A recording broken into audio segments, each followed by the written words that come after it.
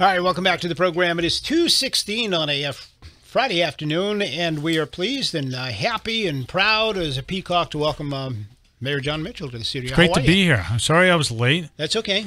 And you were pooper scooping over at the new dog park. That's what it was. Yeah, the new dog park. Yeah, I think I used up all of my dog puns at that press conference. So I have no more left. Well, you're barking up the wrong tree here. Barking up the wrong tree. Yeah, I know you'll have me on a short leash today, Barry. Oh, gee. All right. So things were picking up over there, huh? They were, yeah. They don't have any bones to pick, though. It's all right. I'm going to stop it right there. Right? They're going to start throwing stuff at us. So the new dog park is officially open. It's actually been open, right? Today was the dedication? Yeah, today was the ribbon cutting. Yeah, it's good. You know, a lot of other cities have had them for a while, and dog parks are important in cities. You know, we have leash laws for a reason, and have all these, restrictions on dogs, which are tough on the dogs. And if they're tough on the dogs, they're tough on the owners. They're appropriate, right? But so you need the dogs need time to go run around, and so that's what this thing does, and it's a good one. There are dog parks all over the United States, and New Bedford's a little later in the game to get into it, but we've got one, and it's a really good one, right on Hathaway Boulevard across from New Bedford High School. And it looks good, and there are lots of dogs out there today, and it's named after your former colleague, Jack Peterson. Lynn Peterson, his wife, was there to be part of the program, and much of the BSM, some of the BSM staff was there as well. Taylor, of course, Jim Phillips were there, and so it was a good event. The dogs liked it a lot, Barry. Well, that's good. And people may not know this, but you're not allowed to let your dogs just like run loose in the parks. No, you're not. So, I mean, this way they have their own park. Yeah. This is all there's a big dog section and a small dog section. They haven't established a good dog and a bad dog sections yet, but that's next. You need a timeout yard, right? Yeah, timeout. Yeah, a pound. A pound. Right? There you go. Timeout pound, right? All right, so that's done. Boy, I'll tell you what, some controversy earlier this week. I'm not sure if you expected the controversy, but the new cobblestones, some city councilors call them the spike cobblestones, inhumane architecture, a little drama there, dangerous and malicious placement of spiked cobblestones in the median at the entry of the city. And that's from a letter that was written to you by Hugh Dunn, Ward 3 councilor. Ward 2 councilor Maria Giesta signed on to it. Ian Abreu also signed on to it, member of the city council. And so basically, I know the listeners know what's going on, but for those who might not know, some cobblestones that are kind of tilted upward a little bit to try to discourage folks from standing on that median strip. Right on Route 6. I mean, literally, it's on a state highway there, just at the Octopus. And so you got some heat from some members of the city council. Were you expecting it to be that controversial? No, I just thought it was pretty commonsensical to put something like that there. I mean, it's to state the obvious.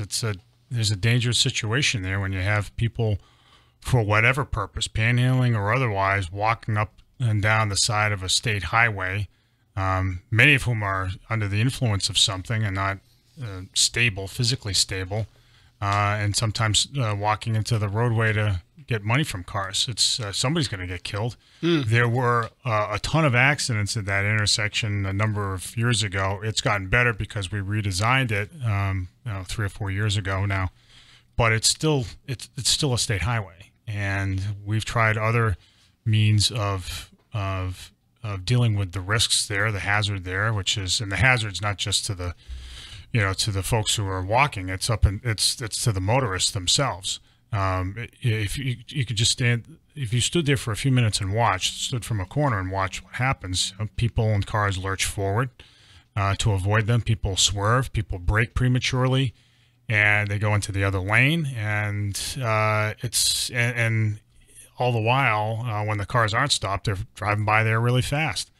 So we've taken a number of measures to deal with the problem, and none have seemed to have worked all that well. We certainly we asked the state whether we could put Jersey barriers there, as we had at some of the other intersections around the city where there's a lot of panhandling activity, and the state wouldn't allow it there because of they regarded the Jersey barriers as a an obstacle, a site obstacle for motorists coming from the east. So we said, all right, we're going to put plants there, right? So we planted all those junipers, those low-lying plants, and of course those were trampled on by the folks who were panhandling in a matter of a few weeks. So they're all dead. So this is the next step, and it seems to be working, which is good. We don't. My job as mayor is make sure that people are safe in the city. We work very hard at that, and I get up against some challenges, and includes not just crime fighting and public health, but also traffic safety, and that's just sort of staring everybody in the face. Shame on me if we didn't do something about it, and I'm not going to let that happen to the residents of our city. So I think it's not the first recourse. It's been sort of a last resort, but I think I have no misgivings about doing that whatsoever. And if it's called for in other intersections, then we'll do it there as well. These councilors call it demoralizing and unacceptable. Did any of these councilors contact you about this before they wrote this letter? No. I mean, this letter makes it sound as though you are intentionally, the spiked cobblestones are quite simply designed to hurt people. No. That's a quote from the letter. I mean, yeah, that's some pretty heated rhetoric, and I think they've heard it in stereo the last few days that the public in general doesn't see it the way they do. We're trying to protect people sometimes from themselves. You have people in those intersections who, most of them are panhandlers, and most of them are not homeless. Virtually all of them have some substance issue or mental health issue, and these are people who are not, unfortunately, life has not dealt them a great hand. They are a risk to themselves oftentimes, and we're trying to do something to, at least keep them out of harm's way. And because we can't have a police officer standing there all the time. And by the way, even if we did, the police officer, because of a number of Supreme Court cases that have been decided in the last few years, couldn't tell them to leave. Councilor Giesta. And by the way, we have been for a while, and we will still have police and homeless service provider officials go out to those intersections and try to get folks into services. We continue to do that. We'll do that. We want to see them get their lives on the right track. But standing next to a state highway asking for money from people is a very risky behavior. Absolutely. Councilor Giesta was on the program the other afternoon, and I asked her, well, if this is such a bad idea, give me an alternative. And she said, well, the alternative that I have is to tell people if they see folks on these median strips, they should call the police. So that was her advice. So I told folks, well, you heard her. If you see somebody out there illegally, call the police. Here's the phone numbers. Call the police and tell them that Councilor Giesta said to call. That it was their job. She says it's their job to move these people along. But they can't be, though. I mean, folks who listen to the show regularly have heard this before, but there have been a number of court cases, Supreme Court cases in the last few years that have said a person can stand there and hold a sign and say, please give me money. And that they have a constitutionally protected right under the First Amendment to do that. On a highway median strip, I can see on a street, but a highway, because we have signs saying no dogs, no bikes, no pedestrians, but yet these folks can stand on a highway median? They can stand there, yeah. And so the police can't do anything about that. And if they go into the highway, the footprint of the highway, we have only limited ability to do anything about it. We can't arrest them for doing that. We can fine them. It's not until they actually start to engage in clear disorderly conduct, jumping in front of cars and or touching cars and things like that, then the police can do something about it. But if a person's just standing there with a sign that says, I'm homeless, please give me money, the police can't do anything about that if the person's in a public space. There's a new guy that I haven't seen before that's popped up Sawyer Street and Belleville Avenue. Is it Sawyer Street I'm thinking of? Sawyer Street. I saw somebody out there the other day. Yeah, and he's a new guy. He's out there on Sawyer, and he is approaching cars, and he's walking in the street. Well, if somebody's doing that, you should call the police. But in those instances, if the person's just standing there on a sidewalk or in a median, there's nothing the police can do except to say, to ask the person's name. They can run a warrant check on the person. The police do that from time to time. Sometimes if a person has an outstanding warrant, the person can be taken in, but otherwise they can't do anything about it. And as you and I have discussed a number of times, so what happens if the city does go ahead and just arrest people? Well, we'll be on the other end of a lawsuit from the ACLU, and we will lose, and we will pay at a minimum the ACLU's attorney's fees. So the cities of Worcester and Lowell, to give two examples in Massachusetts, learned in recent years the hard way. Each of them paid, I think for Lowell it was like $700,000, and for Worcester it was about, I think it turned out in the end to be about $600,000. But we don't have that kind of money lying around to take those kinds of risks. I've read this court decision I don't know how many times, and I do not see where this relates in any way to people standing on street corners or standing on median strips. It had to do with signage for a church. Well, so there were a number of, that was the Supreme Court's decision, and if you said the name of the case, it would remind me. But there have been a number of appellate court decisions, including by the First Circuit Court of Appeals, which is based in Boston, but covers for the New England states and Puerto Rico. That's their jurisdiction, all the appeals from those, the federal district courts in those states. And they made clear in a case involving Portland, Maine, as well as, there was one other one recently, but in particular, in a case in Portland involving the city of Portland, Maine, where Portland tried to ban people from those spaces. Portland lost, and they made the First Circuit in very clear language said, no, that's off limits. But there's never been a Supreme Court ruling on this, right? Well, it doesn't matter. I mean, it's on that particular issue. No, right. But I mean, a lot of times you have a federal appeals court saying it, that has the effect of law in those. No, but I agree with you. But I mean, oftentimes you'll get a federal appeal court decision that's overturned by the Supreme Court. I mean, this thing needs to go before the Supreme Court. Yeah, but I mean, understand though, the Supreme Court takes about 1 in 100 of the appeals that it actually that is actually filed. But this is a problem the from Supreme coast Court. to So coast. the Supreme Court takes about 80 cases a year and gets about there are somewhere around 8,000 filed a year or so. So, but I mean, this is not just our problem, not Fall River's problem. This is coast to coast, up and down. I mean, every state has a problem with this. Yeah, I mean, there are two things going on. So 3 years or so ago, this was a new thing in New Bedford, circa 2013, 2014. Before then, there were people who every so often you'd see in the street asking for a quarter or something, some money. But the actual really conspicuous panhandling in intersections didn't start until about maybe 3 or 4 years ago. And there are two, to my mind, there are two reasons for that. One are the court cases that allow that effectively bar municipalities from passing laws prohibiting that conduct, right? Or the police enforcing such ordinances. So they're free to do that, and they know that.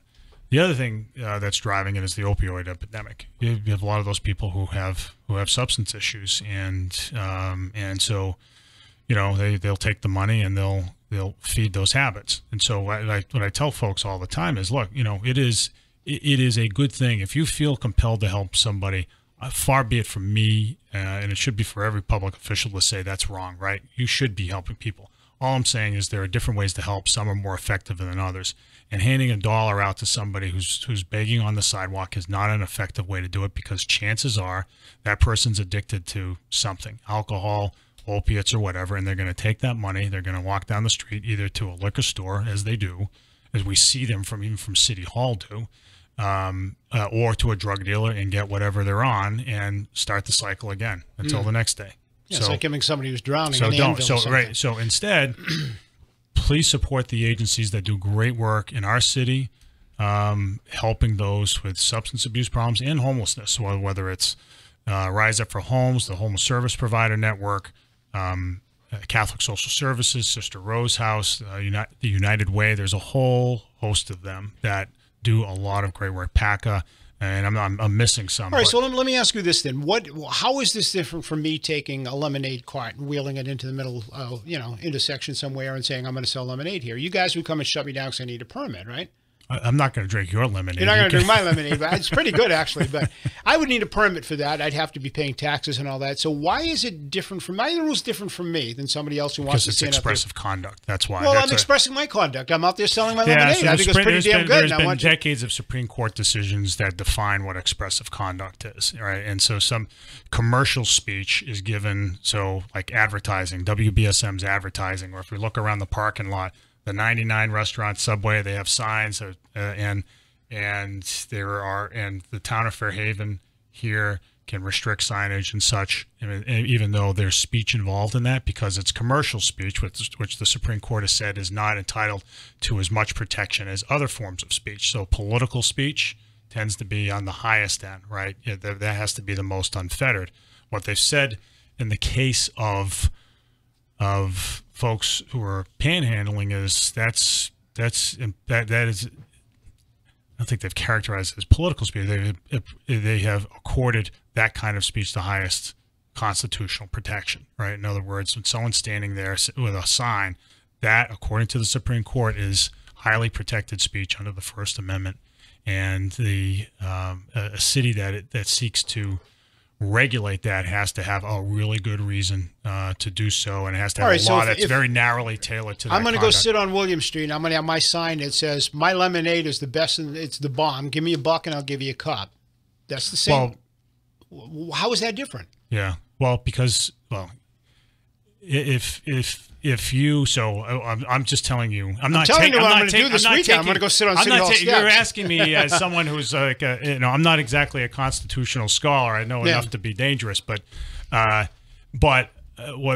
So I'm not saying I disagree with your opinion. I'm just telling you what I know about the Supreme Court's jurisprudence on the subject. But why is my right not the same as their right in that regard? I mean, I can do that under the rules that we're discussing here. I can do that, right? I can go sit there with a sign and say. It's a question of whether government can do anything about it, whether it can regulate that conduct, and that's what it's really about. That's what all the amendments in the Constitution are about: is to what extent is there a zone in which the government can't intrude, right? Mm-hmm. And so when it comes to speech, the government can reach a little bit further in the case of commercial speech as opposed to political speech. But it's not commercial speech. All right, I'm poor. Give me $1 and I'll give you some lemonade in exchange. Yeah, no, I mean, maybe you should be arguing that in front of the Supreme Court. All I'm saying is that's all right, so every mayor that I know of, we talk to radio stations. I'm following the law. I'm not telling you what the law should. I'm frustrated. You're frustrated. Yeah. Everybody listening to us. Look at the lines right now. Everybody's frustrated with this issue, from coast to coast, from Hawaii to Alaska and everywhere out this way.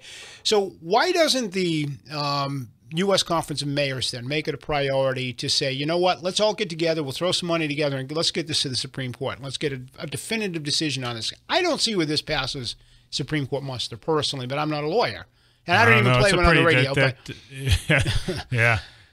Well, the Supreme Court weighed in on it not too long ago. And, the Supreme Court usually is reluctant, even when there's a change in justices, as there has been in the last year, reluctant to flip things that are pretty recent. So I don't know. I'm not saying I disagree with any of this stuff. I'm trying to give you and the listeners my best explanation. Well, I'm just trying to present the feelings that people call me every day, and they're expressing it. Saying, well, why is this not happening? Why is that? And why can you do this and I can't do that? And but until that happens, the constitutional barrier to doing more, it remains in place, and so that's what we deal with. And there's nothing unconstitutional about putting the cobblestones, angled, spiked, poisoned, however the city council wants to characterize them, in the median. It's inhumane architecture, and it's dangerous and malicious. Yeah. So I mean, the letter itself, I mean, politics being what it is. I will tell you, on the political end, I think, if they're trying to make names for themselves, they certainly picked the wrong side of the issue. I mean, in the last couple of days, I've got more people who have come to me unsolicited and said, I'm so glad you did that. Yeah. I mean, I've gotten phone calls, my office, my cell phone, emails. I mean, I haven't seen anything like this in a while. When we started talking about this, I think it was Wednesday of this week. It might have been Tuesday, Wednesday. People were actually calling saying, I'm driving by right now and it looks great and there's nobody there. And, so, I mean, people are reacting to this. And I think people are scratching their heads wondering, I mean, there's one way to disagree with somebody can write a letter and say, Mayor, I'm not in favor of what you're doing. Can we sit down and talk about doing something different? But I mean, the malicious manner that this letter was presented to me. Yeah, I was disappointed in the way they went about it. Let's just leave it at that. Tell you what, let's grab a couple of calls because we started a little bit late and we got a whole bunch of people that want to talk to you. So let's start right over here. And you're up first on 1420 WBSM. Go ahead. Good afternoon, Barry, and good afternoon, Mr. Mayor. Good afternoon. I'm well, and I think it's a fabulous job that you did with those cobblestones, and it should be at every busy intersection. And I saw something pretty unique yesterday with one of these street people, panhandlers, right on the intersection of Route 6 and 140. There was one standing there, and he had this stick, and he had these cups in different sizes so that it would extend over the barrier into the car's windows. Oh, kind of like the collection basket in church. With the stick, you see in some churches, yeah. Yeah, but well, that's you got to give him an A for resourcewulness, right? He's inside of it, and they made it extend like a foot so they could reach into the car window. Wow. Okay, that's innovation. That's innovation, right? Was anybody giving any money? Did anybody put money in? Well, I was just getting to the intersection, and it turned green, so I could go. So I have no clue, but I think somebody was putting it in. That's how I ended up seeing what they were doing. But I said, if they thought of these things, how to get a job and make money, there'd be chances. I can't understand how they could figure that out. I would have never. But anyway. All right, my friend, let me hold you right there. I want to grab another one. The impulse to charity is a good thing, and I don't want to be critical of people who are, trying to help others. I'm just saying they should stop and think for a moment whether they're actually helping the people that they're handing money to. 508-996-0500. You're next on 1420 WBSM. Go ahead. Hi, Mayor Mitchell. Hi. The market basket area. Any chance you're going to do that there? Yeah, we'll take a look at that. We can't do it everywhere because it does cost the city money. I mean, those are taxpayer dollars at work, and I think it was an appropriate use of taxpayer money to put them in the octopus. We'll look at that one as well. On the highway side of that intersection is under state control, under the Massachusetts Department of Transportation, and so you're probably not going to see it there unless they decide to do that. The other side of the intersection, of course, is controlled by the city. We haven't had as much there recently. We put Jersey barriers there, there's a man and a woman that man that area, and the guy's pretty abusive with the language he uses when you're at that intersection. He yells at cars. I've seen him yell at the buses, the people in the buses, some foul language, and he'll yell across the street to the woman to go to the 7-Eleven and meet people in cars there also. Yeah. So people should, if people see conduct like that, they should definitely call the police. She's pretty abusive too. She's pretty wild. She stands there and reads a book. I'm sure you've probably seen her. She's got a book on. She's got a sign, right, and the sign is attached to a stick, and on the back of the sign is a book. She stands there and reads a book. Correct. And she'll walk right in front of traffic, and she goes over there and she's yelling at the top of her lungs at this guy, and they have some classic battles out there. Exactly. I'm not sure if they're a married couple or what the story is, but and he's usually in the street on the yellow line because there's no room due to the Jersey barrier. He's right there on the yellow line, so it is a dangerous situation. Yeah, I know the police have looked at that, and the police are watchful about what they do in traffic. But if somebody's being abusive, you should just call the police. 508-996-0500. You're next on 1420 WBSM. Go ahead. Good afternoon, gentlemen. Hey. Good afternoon. I would like to call and applaud the mayor for his construction efforts on the panhandlers. Well, thank you. Because I asked the previous co-host when he approached the median, what sign did he read regarding pedestrians, horses, and bicycles on the highway? And he retorted with, I asked him what the panhandlers were, and he retorted they were horses. That's just... So all I can say is it must be a state issue, so I guess we have to have our state officials do something about it. Yeah. So what we're going to do is just take it on a case by case basis. I mean, if it makes sense to be putting stuff, a similar arrangement over near Market Basket, we'll do that. I mean, the Jersey barriers, let's face it, they don't look great. Can that strip be taken out and just have two yellow lines down the center of that thing?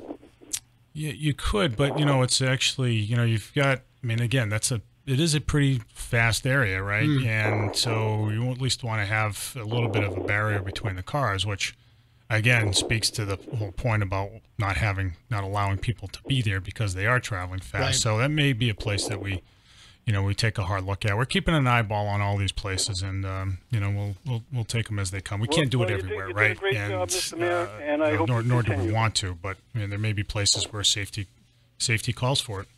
508-996-0500. You're up next on 1420 WBSM. Good morning. Good afternoon. Good afternoon. Hi. I'm calling to show my disapproval of that thing downtown, the way it's set up. And I understand how it is with people there begging for money and the way it is. But, I'd rather have them people begging for money. And the people that drive by shouldn't give them any. They don't give them any, they'll eventually go away. The problem is with the people that are giving them the money. Right, but you got 100,000 people in the city, and you got people visiting from Fairhaven to Dartmouth and everywhere else all day long, and it's impossible to get everybody to comply with your request. I mean, obviously that's the sensible thing if people didn't, but people are going to. Yeah, they do it inevitably. I mean, we've talked about it countless times on this program. I've called on people, please stop giving them money. It's not good for them. And yet they continue to do that. In business downtown, there used to be a lot of chairs. People used to be able to sit and hang out downtown. They got rid of all of that. You can't find a place to sit down downtown. So obviously the problem is income inequality. There's a lot of poor people, a lot of people with money. If you ain't got money to spend downtown, don't come here. Now let me get back to the other thing regarding the way those cobblestones are set up. What is the city going to do to light that up at night so people can visually see those cobblestones? Because I've seen them, and at night, even at the daytime, if you don't notice it, it's trippable. It could cause injuries. Yeah, but people shouldn't be on them. That's a median strip in the middle of the highway. People shouldn't even be on that strip at all. Anyway, there's crosswalks at the intersection. So anybody that's walking there is taking their lives in their own hand anyway, so that's not even an issue. Let me take a quick break. We're going to come back with your calls for the mayor and some other stuff too, so stay with us. You're listening to 1420 WBSM.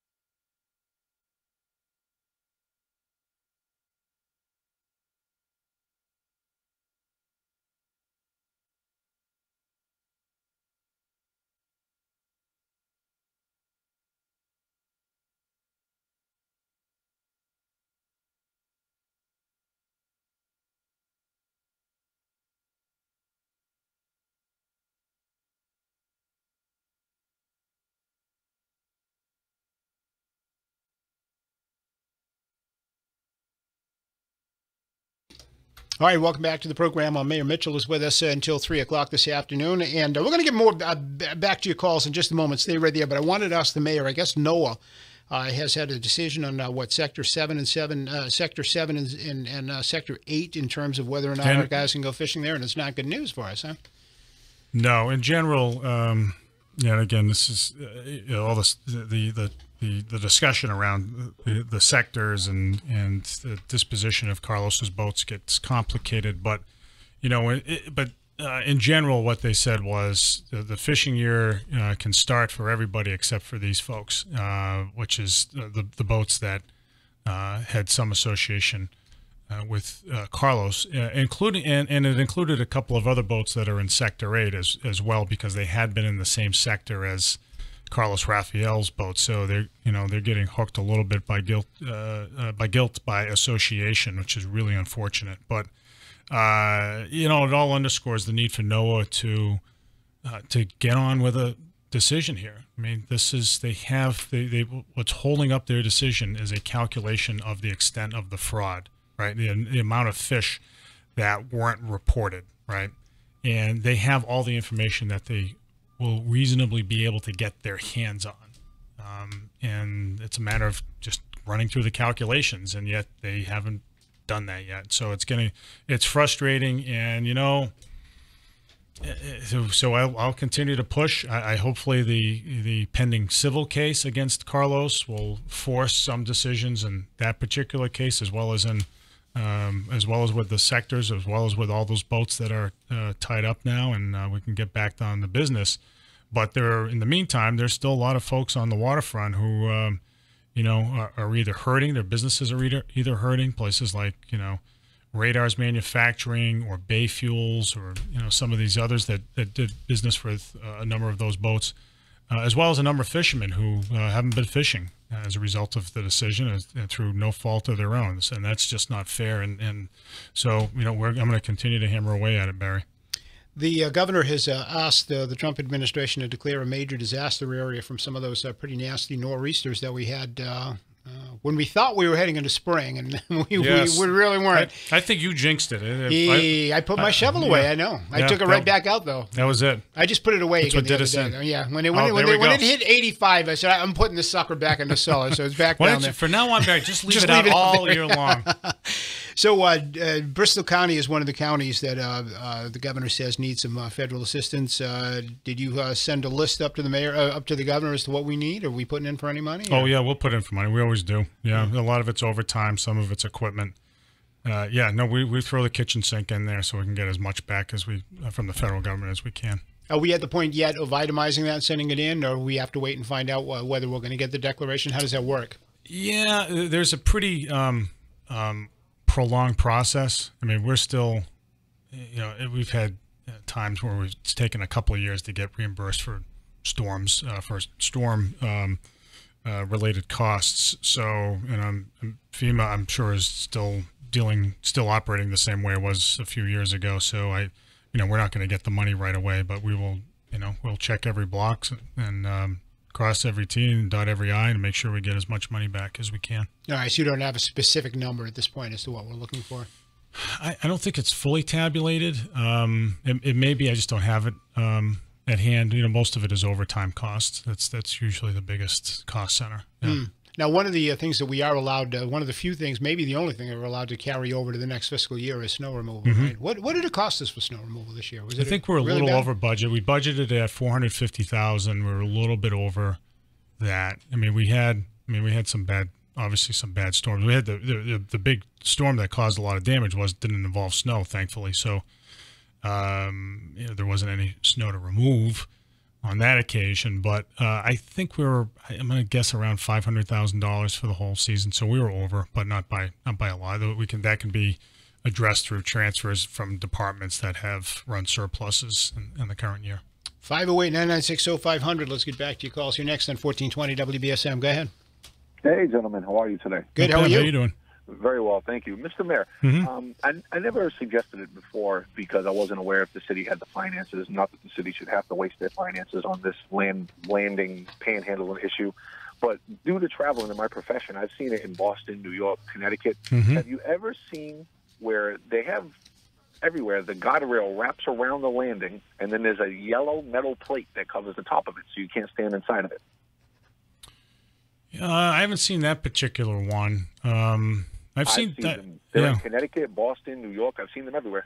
Yeah, we'd be if you send a picture, we'll be happy to look at it. One of the things that caught my eye a few months ago was in November. I was in Queens, and they had a median that I drove drove by that had essentially, I mean, it's the same idea as what we did in the octopus, but using slates pointed vertically, which look more medieval than what's on the octopus, but it's the same idea.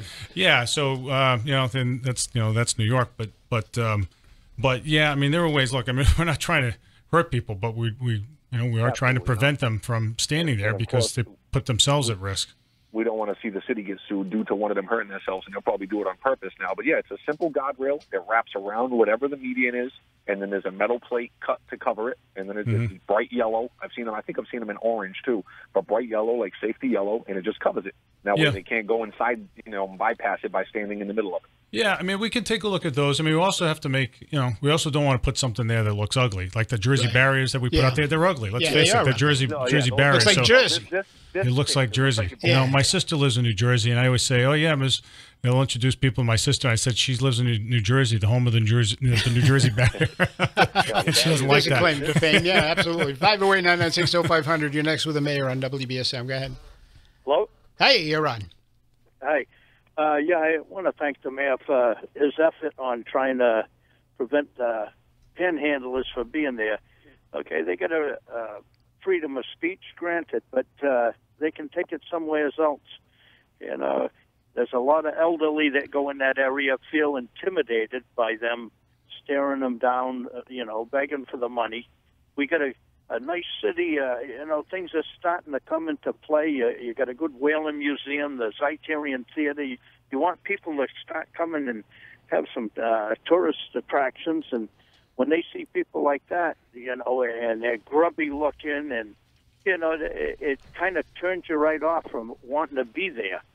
So putting those bricks the way you did, that to me is a good idea, but you got to build them even bigger. Build them higher and more spiked. Yeah, that'll really get the council going. Right? Thanks for your call. I appreciate it very much. This may go down as your legacy, I hope not.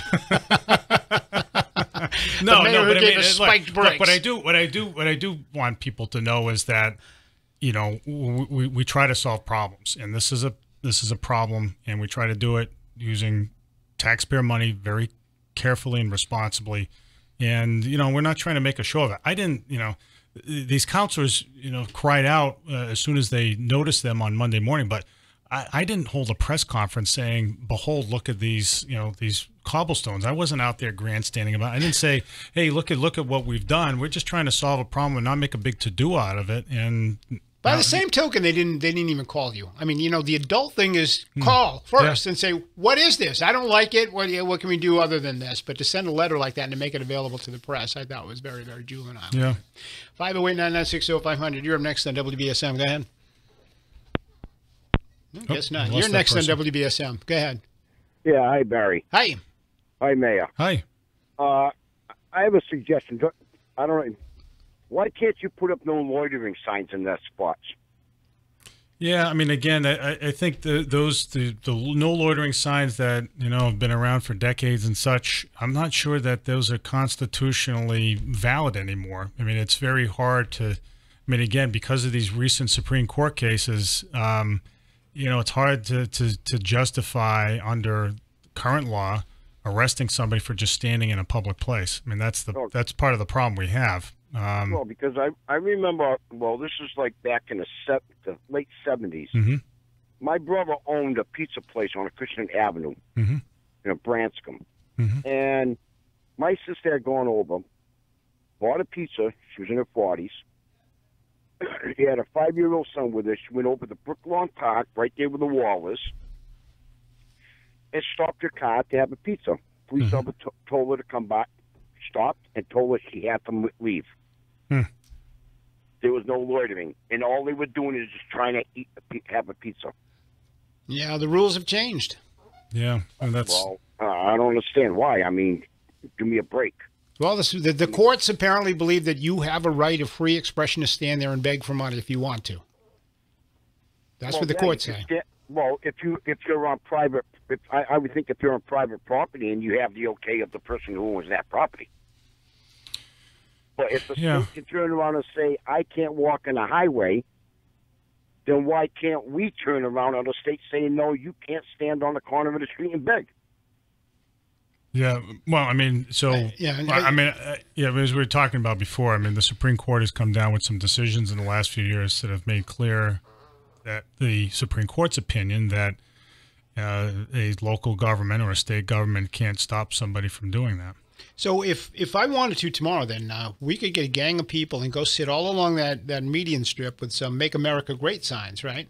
And you wave at the cars going by, and we're protected on the highway. If you wear some special shoes to stand on those cobblestones, you could make them. You could wear your Trump hat, and you could wear the hold your sign, and that's protected free speech, even on the highway. Yeah. I mean, it's yeah. Well, on the highway, in the median, right there. In the median strip, which you have to cross the highway to get to. Yeah, well, you have to cross into the crosswalk and walk down, right? That's all, a permitted area. Yeah. So what are the other really bad areas? You got the Market Basket, which everybody talks about. It's always the octopus. I always hear the octopus, but mostly it's Market Basket that I hear, and then 140 and Route 6. It's gone. It's. I think the panhandling activity on 140 and Kempton has dropped a lot. Not entirely, but we put those Jersey barriers out there, and it seems to have worked. But I also don't think that the Jersey barrier should be a permanent solution because we've tried to make that area look a lot nicer. We've done some plantings. The state had realigned the intersection a couple of years ago, and Buttonwood Park is right there. So that's not a permanent solution. So we're going to have to figure out a permanent solution. These things don't happen, overnight, only because it takes time to send a crew out there. They've got lots of other demands on their time. It costs money to do it. Yeah. So, all right, 508-996-0500. We'll see if we can get one more in. You're on the air on 1420 WBSM. Go ahead. Hi, Barry. I just have to ask the mayor this quickly. Mayor, how do we make kids move along off of a street corner? Then it happens all the time. We can't make people who are sitting there on a corner asking with a sign asking for money. I never understand that. It's the same thing with picketers. It's against the law for picketers to stand still. They have to move. I don't understand how it's legal for them to stand there. And I'll sit by and listen to your answer. Thank you. All right, thank you. I'm not sure picketers. I think that would probably apply to picketers, right? They can stand if they want now. They can stand out there. Like you can see Gilly Safiola standing in front of City Hall with a sign. He's probably listening to the show. Yeah, you can do that. I mean, you asked another question about kids just hanging around the corner. Yeah, if all they're doing is hanging around the corner, they have a legal right to do that. So that's not to say we don't have a police officer show up and ask them what's going on, because a police officer can do that as well. And sometimes the arrival of a police officer is alone enough to cause a group to disperse very quickly. Yeah. Right. Yeah. So that's the way you deal with it. But, it's another thing to just arrest somebody for just. Well, back in the day when I was a kid anyway, and we would hang on the street corners, the cops would come and they'd move us along. Get out of here, move along. But can they do that? I mean, in so many words, right? Unless you're holding a sign. If you're holding a sign saying we're just standing here, we're okay. Yeah. So I mean, these are the hoops that we have to jump through to deal with some of the problems that we face. But look, we're going to comply with the law, even when we don't. We might disagree with it, and I often do. But we're going to solve the city's problems, and we're going to do it in a thoughtful way, and not just jump to conclusions. And so that's what I think people are seeing play out with this particular matter. We're out of time. Appreciate you coming just in like on that, Friday. Barry. Yeah, you bet. Just like that. And no potholes this week. No potholes this week. I'm heading down to Wareham to watch New Bedford High and Wareham tennis right now. So your daughter playing? Yeah, my eldest daughter plays for the high school. So that's my next stop. All right, go Whalers. We'll see you on Monday, everybody. Have a good weekend. News is coming up next, and be well, everybody. See you later. Thanks, Barry.